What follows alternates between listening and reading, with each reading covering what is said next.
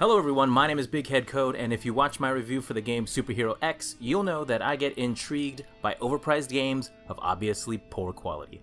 And boy do I have a game for you.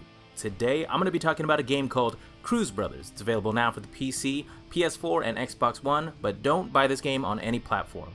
It was released back in 2018, but somehow it saw the release of an expansion called Combat School Edition earlier this year. The game originally appeared on the PlayStation Store for $30. Yeah, $30, and I was like, why? Why is this game $30?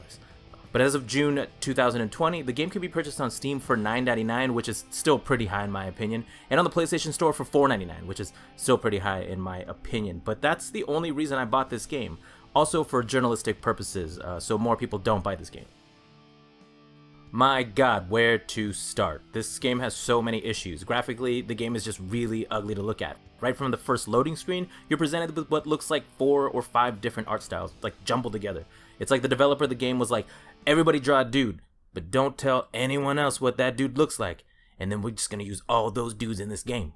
It's super apparent on the player select screen where characters look like they're all just in different video games. Like, look at this. Look at it. Some characters look like they just traced over a picture of someone's face, and then they just use MS Paint to finish the rest of the body. I know, like, someone probably worked hard on making this game. Probably not, but someone saw this and they were like, $30. Yep, $30. Not a penny less. This game is said to be based on real people and actual events. And oh my god, I hope these characters are real. Like, if this game is historically accurate, they fought against Kobe Bryant in scuba gear and jeans wearing boxing gloves. Like, what order did he have to put those on in? I think he put the boxing gloves on first. And then there's Not Quite Kimbo Slice and Offensive Indian Guy.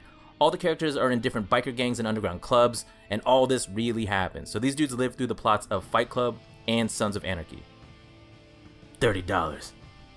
A fighting game is only as good as its fighting mechanics, and oh my god, this game. It wants to tell a story about real people and events, but the fights are full of really bad elemental attacks that just make the screen flash with all sorts of really bad particle effects. The game really earns that epileptic seizure warning.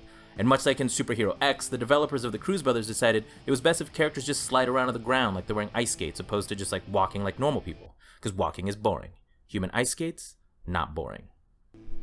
All the characters have the same commands for special moves, which is a quarter circle and a button, and the combo system is just basically mashing buttons. You just press the buttons.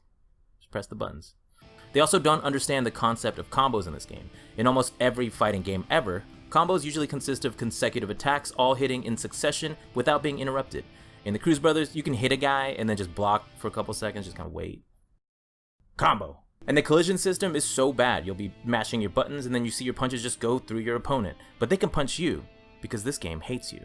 They also didn't take into account frame data or allowing for punishes. A lot of the special moves have no recovery, so you can just keep spamming them. Or on block, they push your opponent so far away that they can't punish you even if you blocked it correctly. And then super moves are just shared between characters. These are just all kind of the same elemental attacks that take up the whole screen and make it hard to see anything, which is probably a good thing. Someone also decided to put NPC characters in the foreground so they could block the screen, because the less you see of this game, the better. Because they already got your money. My dude with the hair's gotta be up front at that backyard fight, and inside the ring at that MMA fight. Like, that's that dude's spot. Everybody knows that. Whenever there's a fight, that's that dude's spot. Take a look at that audience. That really happened. That's what it looked like. Speaking of which, they added an MMA mode called Brawl Night, which captures the realistic MMA experience of guys sledding around shooting epileptic seizures out of their hands. You know, like in MMA. The story mode is presented like a sort of visual comic, but like every aspect of this game, they made a lot of strange design decisions. The script and the voice acting are so bad, but I gotta remember, this all really happened. You look different, tattooed, but discreet.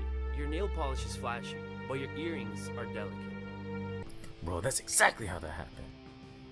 The announcer's voice is also super irritating. He sounds like an announcer from like one of those fake video games you'd see in a movie or a TV show or something. Round 1. Fight!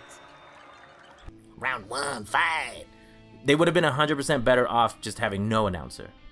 And the way they direct the visual comic portions of the story are just like baffling. Like, sometimes it looks like they're shot in reverse. Like the opening scene of the story mode, usually you'd start with like 5 years ago, and then you pan to the exterior shot. But in this game, they did it in reverse. Like, they're like, this is a building 5 years ago. It's just bizarre. And each of the visual comic chapters end with you fighting an opponent, so yeah, it just gets worse. The game tries to throw in too many modes, like there's a 2v2 mode where instead of a tag-based system, which might have worked better, all 4 characters are on the screen at the same time, so it's just a clusterfuck of spamming special moves and mashing buttons. My very first 2v2 match, the game just couldn't take all the that was happening on the screen, and it just decided to jump into hyperspeed and get out of there, man. I don't blame it. It's a bloodbath. Humiliation. Somehow I won that match. There's a bunch of other modes not worth mentioning because you shouldn't buy this game.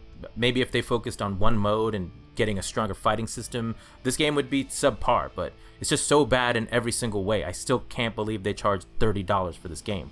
I feel bad for the people who, they woke up, they had to sit in traffic on the way to work. They just hate their bosses, man, you know, but they deal with it so they can get that paycheck. And then they waste $30 on this game. Anyway, don't buy this game. The only reason you should buy this game is so you can make a review to tell other people not to buy this game. But don't do that. If you enjoyed this video, please leave a like or a comment. Maybe consider subscribing. I upload 2 to 3 videos a week. If you guys know of any other terrible games, please let me know in the comments. I probably own it, and I'll probably do a video about it in the future. My name is Big Head Code, and thank you guys again for watching.